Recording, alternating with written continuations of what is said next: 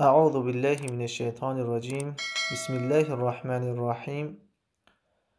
درباره ریش رسول الله صلی الله علیه و سلم پرسیدند: آیا رسول الله صلی الله علیه و سلم از کدام وقت ریش گذاشتند؟ رسول الله صلی الله علیه و سلم از جوانی ریش گذاشتند و به هیچ وجه ریش خود را نگرفتند. سیرت نویسان، تاریخ نویسان میگویند که یگان وقت رسول الله صلی الله علیه و سلم ریش خود را کوتاه نکردند، مقصد کم نکردند و نتراشیدند. و حتی بعد از نبوتم رسول الله صلی الله علیه و سلم ریش خود را نگرفتند و حتی خودشان امر کردند و فیراللحه، ریش های خود را تربیت کنین، مقصد ریش های خود را بگذارین، خوشرو کرده نگاه کنین. در یگان حدیث رسول الله صلی الله علیه و سلم امر نکردند که ریش های خود را کوتاه کنین یا که مقصد کلته کنین یا که بگیرین. و نه از فعل رسول الله صلی الله علیه و سلم این چیز ثابت است که خودشان یگان مرتبه این را عمل کرده باشند. رسول الله صلی الله علیه و سلم در ابتدا ریش داشتند تا آخر با همان ریش از دنیا رفتند و باز امر کردند که ریش خود را بگذارند. سوال دیگر این بود که آیا با ناخن دراز نماز خواندن جایز است یا که نه؟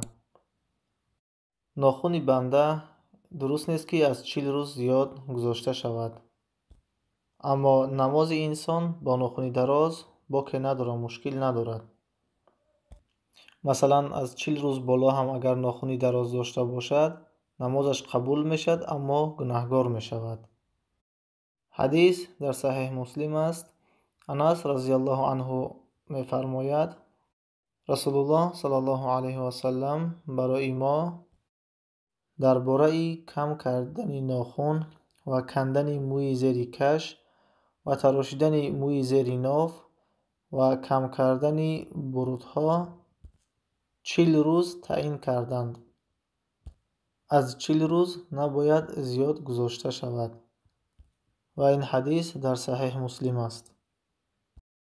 و اگر از منظور ناخن دراز این باشد که بعضی از زنها امروز ناخنهای خود را دراز کرده بعضیش لک میمالند و بعضیش ناخن دراز عادی دارند، مقصد به لک کردن.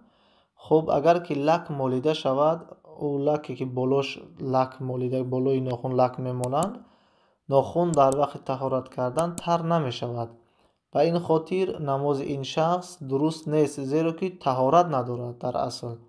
به همین خاطر اگر که لک میماله یا که یگان رنگ میماله، در این حالت وقتی که طهارت میکنه ناخن وی تر میشه، مقصد یگان داروی دیگه خطی لک خود را میرواند، طهارتش میکند، جایز است دیگر نماز خود را بخواند، طهارتش جایز است، درست است.